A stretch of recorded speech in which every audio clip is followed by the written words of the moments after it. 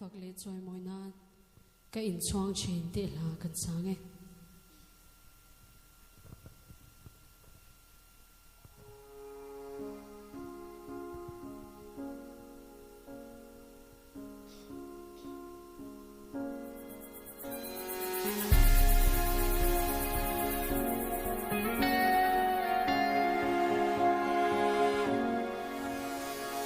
lâu ở ta ít thu in cả lâu ông cả ruộng ami đi lại tông kha mi lâu trên cha tô si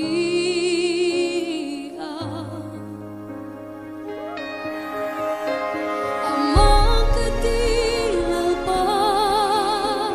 chui sen roa la ni lâu cái in chuang chi i cu chuang ca ni tình kim mai hi ta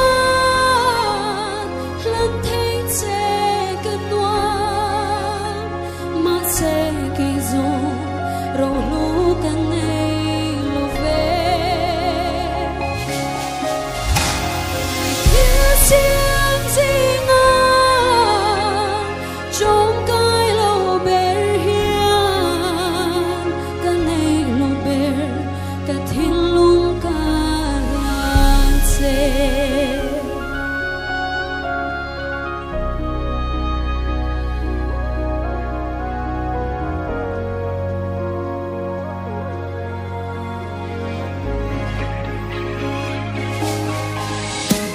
mi tình min chia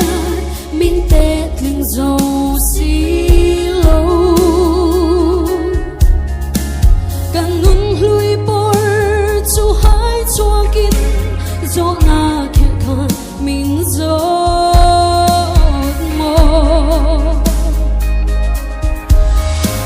mi xuân bay cái nia chan na cái này chuan chu xuân mình mai đầm tô anh kiếp mai hi ta lần thấy che gần hoa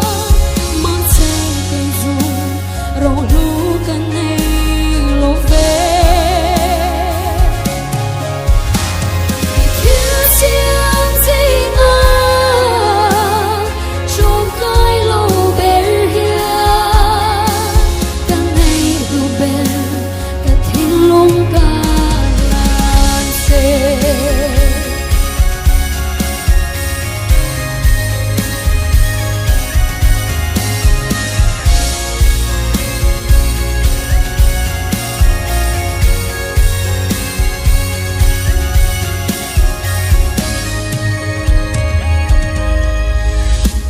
mi rô bôi tên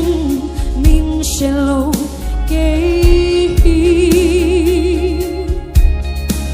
và lỡ rô bôi chua đến min chia tu nghe cần min chia